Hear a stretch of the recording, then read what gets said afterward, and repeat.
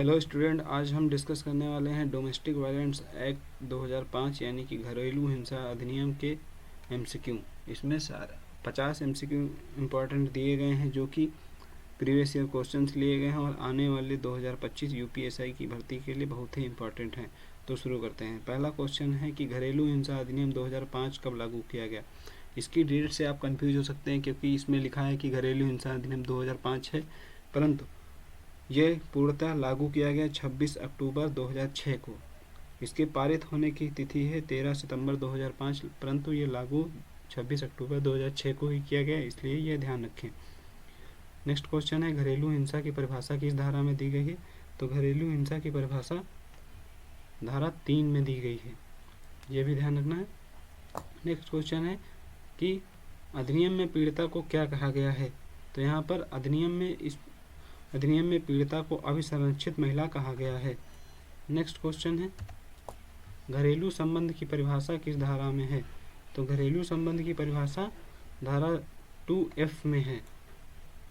Next question है कि अधिनियम का उद्देश्य क्या है। तो इस अधिनियम का उद्देश्य है महिलाओं को संरक्षण व राहत प्रदान करना। नेक्स्ट क्वेश्चन है प्रोटेक्शन ऑफिसर की नियुक्ति कौन कर सकता है, यानी जो भी संरक्षण अधिकारी होता है जो इन सब मामलों में देख रेख करता है, तो उसकी नियुक्ति कौन करता है। तो उसकी नियुक्ति राज्य सरकार करती है। नेक्स्ट क्वेश्चन है कौन कौन से शोषण घरेलू हिंसा में शामिल है। तो यहाँ पर शारीरिक, मानसिक, यौन और आर्थिक और मौखिक सारे शोषण ही शामिल हो जाते हैं। तो option number D. Next question है कि कौन सा न्यायालय शिकायत सुनता है, यानी उच्च न्यायालय शिकायत सुनेगा, जिला न्यायालय सुनेगा, प्रथम श्रेणी मजिस्ट्रेट या लोक अदालत। तो यहाँ पर प्रथम श्रेणी मजिस्ट्रेट अदालत सुनता है, यानी JMFC। नेक्स्ट क्वेश्चन है घरेलू स्थान क्या है। घरेलू स्थान से आशय क्या है। तो घरेलू स्थान से मतलब है वह स्थान जहाँ महिला घरेलू संबंध में रहती है, यहाँ पर वह किसी के साथ रह रही है। नेक्स्ट क्वेश्चन है क्या वह अविवाहित महिला इस अधिनियम के अंतर्गत आती है। तो यहाँ पर आ जाएगा कि हाँ, यदि वह घरेलू संबंध में है तो इस अधिनियम के अंतर्गत शिकायत कर सकती है। नेक्स्ट क्वेश्चन है क्या यह अधिनियम पुरुषों पर भी लागू होता है। तो यहाँ पर इसका करेक्ट आंसर हो जाएगा नहीं, यह अधिनियम पुरुषों पर नहीं लागू होता, यह केवल बच्चों और महिलाओं पर लागू होता है। नेक्स्ट क्वेश्चन है संरक्षण आदेश किस धारा के अंतर्गत आता है। तो यहाँ पर संरक्षण आदेश धारा 18 के अंतर्गत आता है। नेक्स्ट क्वेश्चन है क्वेश्चन नंबर 13 न्यायालय को अंतरिम आदेश देने का अधिकार किस धारा में है। तो न्यायालय को अंतरिम आदेश देने का अधिकार धारा 23 यानी 23 में है। नेक्स्ट क्वेश्चन है किसके द्वारा आवेदन प्रस्तुत किया जा सकता है। तो यहाँ पर करेक्ट ऑप्शन हो जाएगा स्वयं महिला द्वारा, संरक्षण अधिकारी द्वारा, कोई भी NGO द्वारा या उपयुक्त सभी। नेक्स्ट क्वेश्चन है महिला को निवास आदेश किस धारा में मिलता है। तो इसका करेक्ट आंसर हो जाएगा धारा 19। नेक्स्ट क्वेश्चन है संरक्षण अधिकारी को भूमिका किस धारा में प्रभाषित है, यानी संरक्षण अधिकारी के काम किस धारा में दिए गए हैं। तो वह दिए गए हैं धारा 10 में। नेक्स्ट क्वेश्चन है आर्थिक राहत का प्रावधान किस धारा में है। तो यहाँ पर आर्थिक राहत का प्रावधान धारा 20 में है। नेक्स्ट क्वेश्चन है क्या न्यायालय दंडात्मक आदेश दे सकता है। तो इसका करेक्ट ऑप्शन है हाँ, यानी कि वह दंड का भी आदेश दे सकता है। नेक्स्ट क्वेश्चन है यह अधिनियम के संवैधानिक अधिकार की सुरक्षा करता है। तो यह आर्टिकल 21 की रक्षा करता है। नेक्स्ट क्वेश्चन है मानसिक उत्पीड़न में क्या क्या आता है। तो मानसिक उत्पीड़न में गाली गलौज, धमकी देना, आत्मसम्मान पर आघात, उपरोक्त सभी ही आते हैं।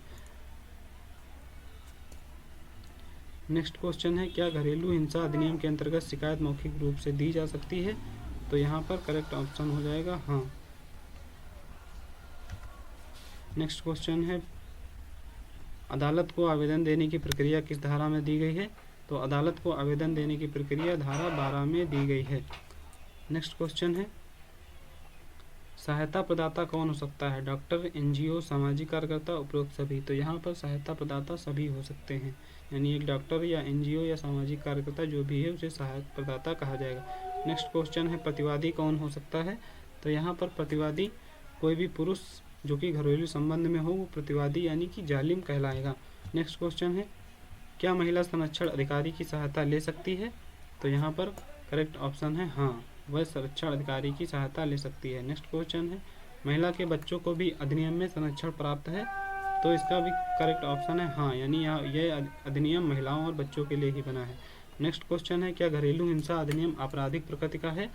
तो यहाँ पर सही ऑप्शन हो जाएगा हाँ, ये एक आपराधिक दंड माना जाता है। नेक्स्ट क्वेश्चन है, दंड आदेश किस धारा में, यानी कि इस अधिनियम के अंतर्गत दंड किस धारा में दिया जाता है? तो धारा 31। नेक्स्ट क्वेश्चन है, न्यायालय कौन कौन से आदेश दे सकता है?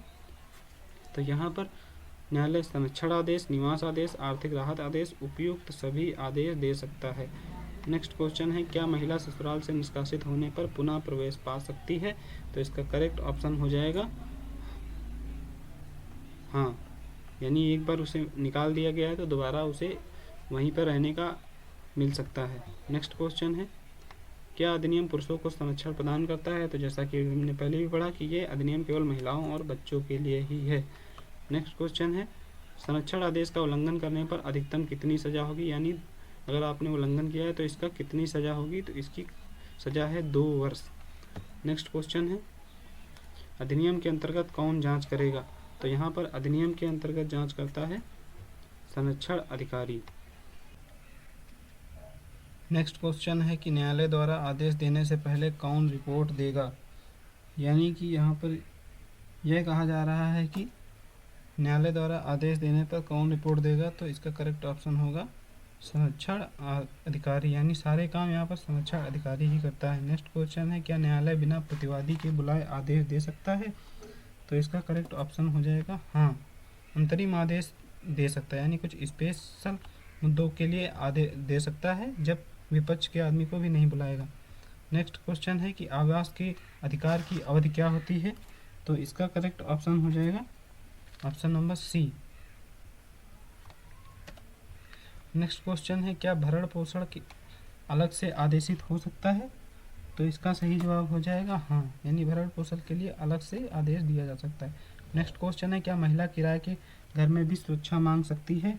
तो इसका सही जवाब हो जाएगा हाँ, यानी अगर वह महिला अपने घर के अलावा पति से लड़ाई होता है, अलग वो रहती है और किराए के मकान में रहती है, तो वहाँ भी उसे संरक्षण आदेश कोर्ट देगी। नेक्स्ट क्वेश्चन है, आर्थिक नुकसान की क्षतिपूर्ति किस धारा में है? तो आर्थिक नुकसान की क्षतिपूर्ति धारा 20 में है। ये क्वेश्चन हम पहले भी अभी पढ़े थे। नेक्स्ट क्वेश्चन है कि बाल संरक्षण आदेश किस धारा में है? तो इसका करेक्ट ऑप्शन हो जाएगा धारा 21। नेक्स्ट क्वेश्चन है, क्या यह अधिनियम नागरिक संहिता सिविल कोड का हिस्सा है? तो इसका करेक्ट ऑप्शन हो जाएगा हाँ, यह नागरिक संहिता यानी सिविल कोड का हिस्सा है। नेक्स्ट क्वेश्चन है, किस धारा के अंतर्गत मुकदमा दायर किया जा सकता है?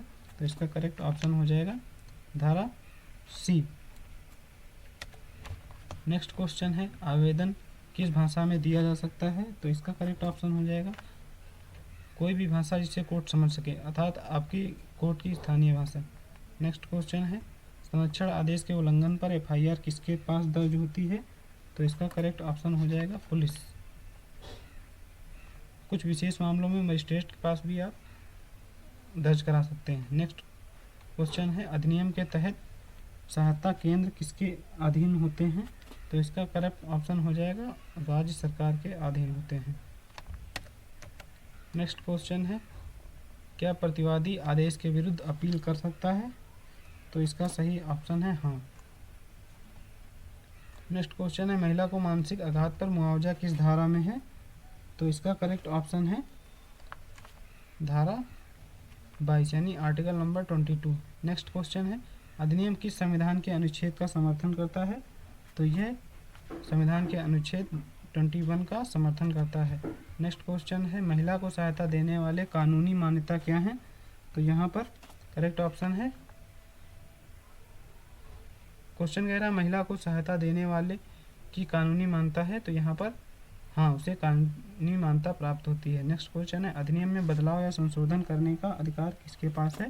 तो यहाँ पर इस अधिनियम में बदलाव और संशोधन करने का अधिकार केंद्र सरकार के पास है, जबकि डाउरी प्रोविजन एक्ट यानी दहेज प्रतिषेध अधिनियम में बदलाव करने का अधिकार राज्य सरकार के पास था। साथ ही आपको यहाँ पर ध्यान रखना है कि यहाँ पर कुल धाराएं जो हैं वो यहाँ पर 37 धाराएं हैं और यहाँ पर 5 चैप्टर हैं, तो ये सब चीज़ें भी ध्यान रखनी है।